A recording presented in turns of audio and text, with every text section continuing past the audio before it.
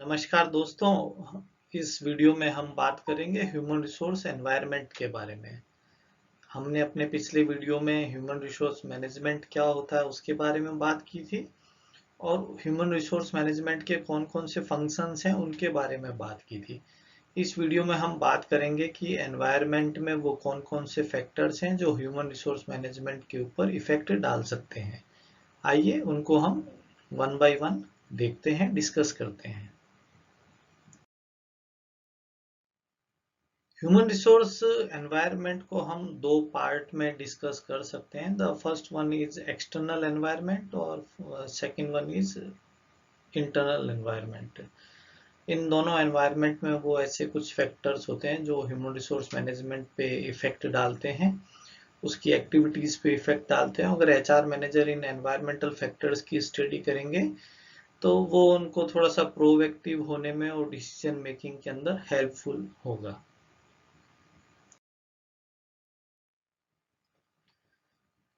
तो सबसे पहले हम एक्सटर्नल फैक्टर डिस्कस करना स्टार्ट करते हैं। तो एक्सटर्नल फैक्टर्स के अंदर आप देखेंगे सबसे पहले है हमारा जो पॉलिटिकल एनवायरनमेंट है।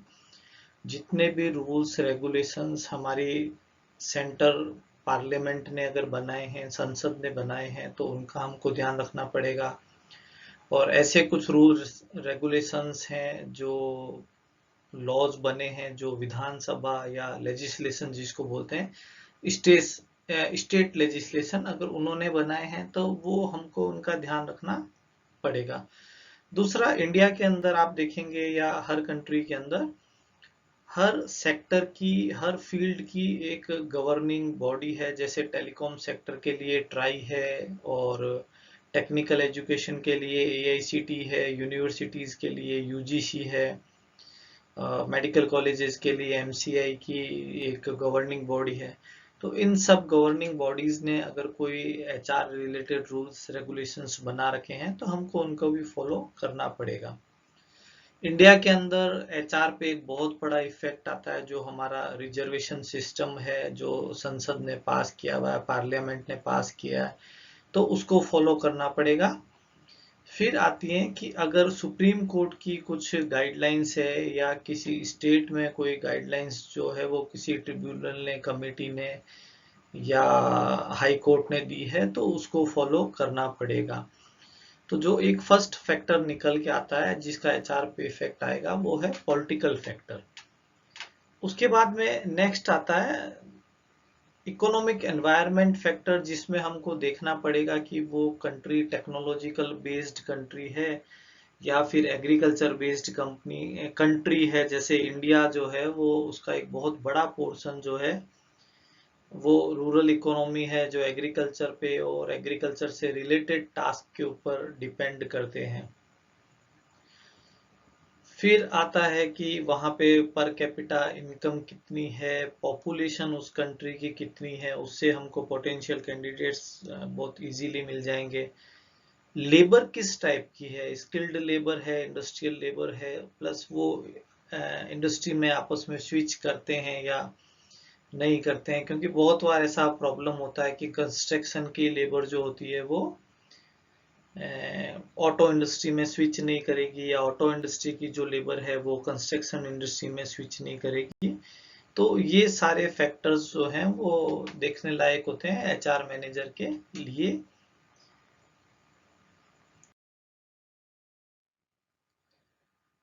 देखिए, एक बहुत बड़ा इम्पोर्टेंट फैक्टर है supplier of the human resource, और सबसे बड़े ह्यूमन रिसोर्स के सप्लायर जो हैं वो यूनिवर्सिटीज हैं, कॉलेजेस हैं, डिफरेंट ट्रेनिंग एकेडमीज हैं, जो और इंस्टीट्यूट वगैरह चलते हैं जहाँ पे स्किल नॉलेज और दी जाती है। एजुकेशन सिस्टम पूरा जो है वो एक सप्लायर है। तो एज ए एचआर मैनेजर हमको ध्यान में होना चाहिए कि जिस फील्ड में हमारे पास में रिक्वायरमेंट है उस फील्ड के कितने कॉलेजेस या ट्रेनिंग इंस्टीट्यूट जो है वो उस एरिया में एग्जिस्ट करते हैं, जहाँ से हम लोग जो है वो रिक्रूटमेंट ले सकते हैं, सप्लाई मिल सकती है।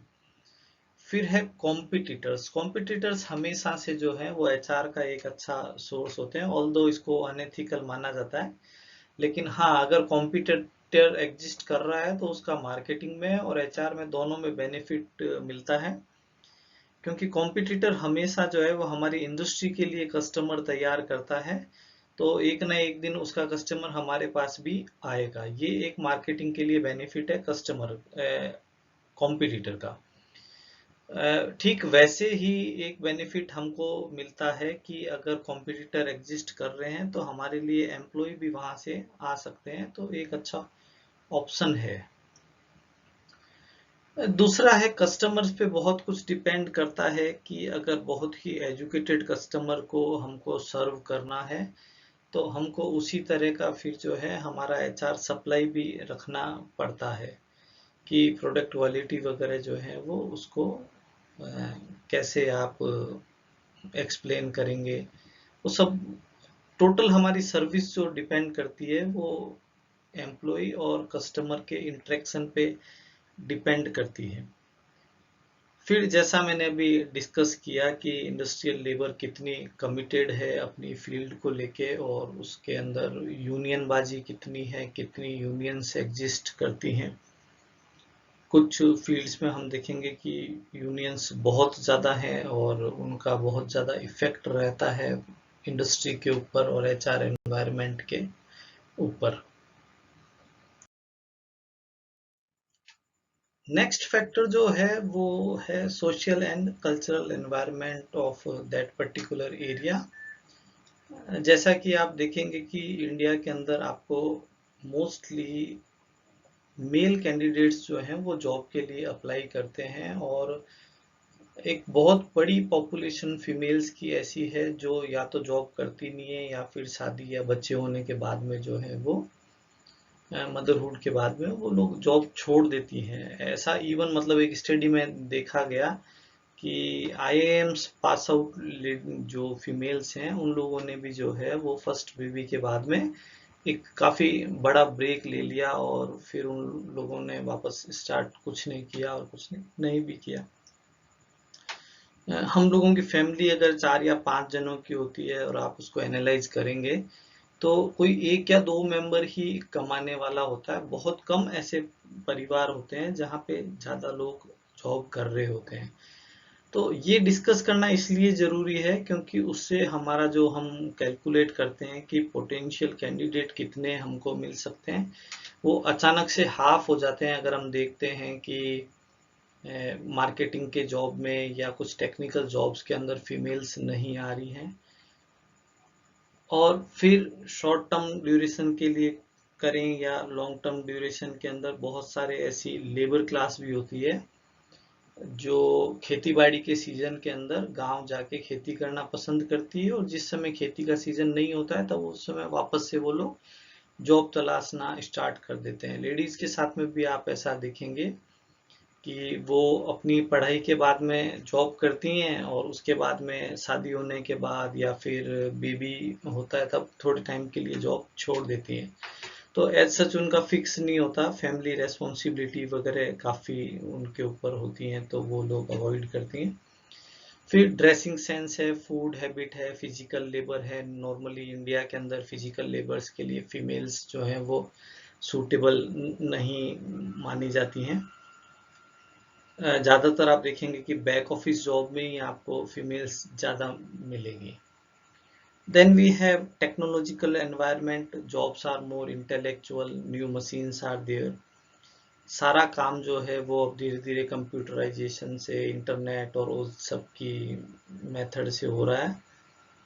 तो अब आप देखेंगे कि अब जब से कोविड आया है और तो अब आप देखेंगे कि वर्क फ्रॉम होम है वो टोटल लैपटॉप बेस्ड और उस तरह का काम हो गया है। तो ये कुछ एक्सटर्नल फैक्टर्स हैं जो इफेक्ट डालते हैं।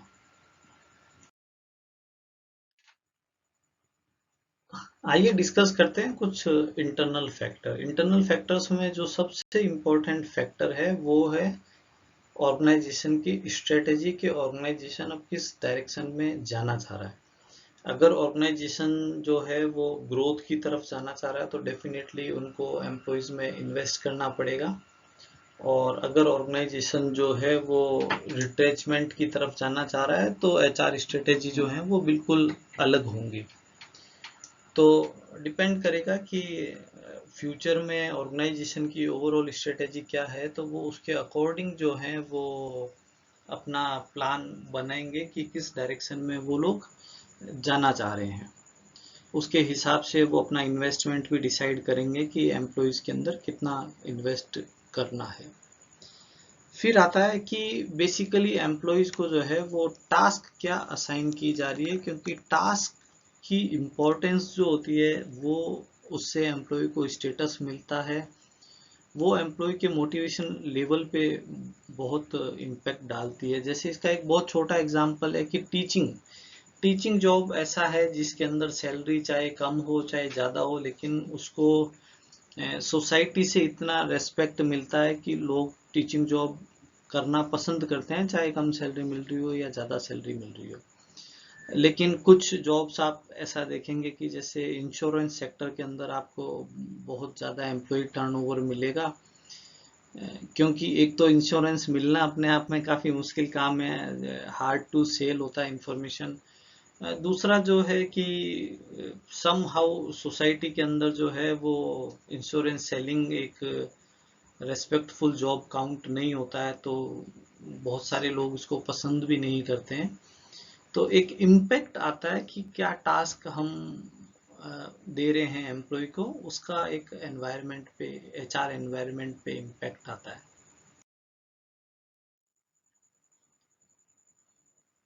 अब हम बात करते हैं इंटरनल एनवायरनमेंट के अंदर लीडर्स की।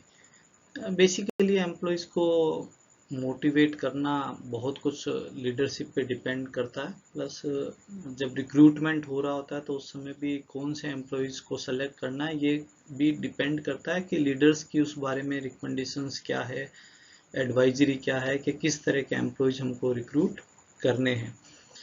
प्लस लीडरशिप का एक्सपीरियंस डिपेंड करता है कि वो लोग किस तरीके से एम्प्लॉयज़ को हैंडल करते हैं। तो टोटल एचआर एनवायरनमेंट जो है वो लीडरशिप पे बहुत कुछ डिपेंड करता है। नेक्स्ट पॉइंट आता है यूनियंस। यूनियंस जो होती हैं वो इंटरनल एनवायरनमेंट और एक्सटर्नल एनवायरनमेंट दोनों का पार्ट होती है, क्योंकि मैंने शायद पहले आपको एक वीडियो में बताया है कि इंडिया में जितनी भी यूनियंस हैं उनका कहीं ना कहीं पॉलिटिकल पार्टी से कोई ना कोई कनेक्शन है।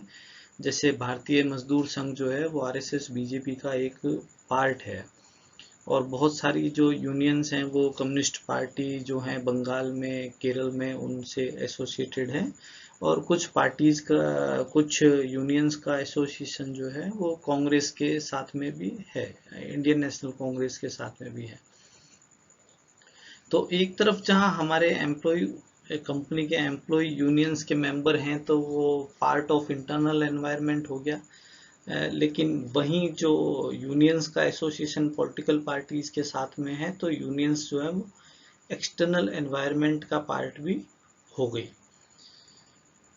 तो कैसे उनको हैंडल किया जाता है, कितनी यूनियंस हैं, उनको कितना रिकॉग्नाइज किया है, और उनका कितना डिसीजन मेकिंग के अंदर इन्फ्लुएंस है, ये सारे फैक्टर्स भी इफेक्ट डालते हैं डिसीजन मेकिंग पे और एचआर एनवायरनमेंट पे। नेक्स्ट फैक्टर जो है वो है कि ऑर्गेनाइजेशन कल्चर एंड कॉन्फ्लिक्ट। तो हर ऑर्गेनाइजेशन का एक अलग कल्चर होता है और उनकी एक पहचान होती है। जैसे एचपी है और जिलेट है, ये लोग अपनी इनोवेशन के लिए जाने जाते हैं। वहीं जो है लार्सन और रिलायंस का कंस्ट्रक्शन इंडस्ट्री में या फिर प्रोजेक्ट इम्प्लीमेंटेशन में अच्छा नाम है। और टाटा जो है वो टोटली एथिकल कंपनी है और एक बहुत ही क्वालिटेटिव बिजनेस के लिए टाटाज का नाम है। पंचुअलिटी के लिए भी टाटाज के एम्प्लॉइज काफ़ी फेमस होते हैं। तो ये डिपेंड करता है कि किस तरह की फिलोसॉफी जो है वो ऑर्गेनाइजेशन फॉलो कर रहा है और उसके लीडर्स किस तरह से एम्प्लॉइज को सेलेक्ट करते हैं और किस तरह से मोटिवेट करते हैं पॉलिसीज को फॉलो करने के लिए। एक डिपेंड करता है कि एम्प्लॉइज के अंदर काफ़ी कुछ कॉन्फ्लिक्ट चल रहा होता है, इंडिविजुअल गोल को लेके, ऑर्गेनाइजेशन गोल को लेके, या फिर एथिकल वैल्यूज को लेके, और एक जो लगभग सब लोगों का एक प्रॉब्लम होता है कि हमको अपनी राइट्स सबको चाहिए, लेकिन ड्यूटीज के बारे में बहुत कम लोग सोचते हैं। तो इस तरह से कुछ कॉन्फ्लिक्ट जो चलते रहते हैं वो भी एनवायरनमेंट, एचआर एनवायरनमेंट पे इफेक्ट डालते हैं। तो इस वीडियो में हमने यही डिस्कस किया है कि वो कौन कौन से फैक्टर्स होते हैं जो एचआर के ऊपर इफेक्ट डालते हैं, जिसके अंदर ऑर्गेनाइजेशन की स्ट्रेटेजी सबसे ज़्यादा इम्पोर्टेंट है। और एक्सटर्नल फैक्टर में हम देखें तो पॉलिटिकल, सोशल और इकोनॉमिक, टेक्नोलॉजिकल फैक्टर्स जो होते हैं उनका बहुत बड़ा इम्पैक्ट होता है। Thank you.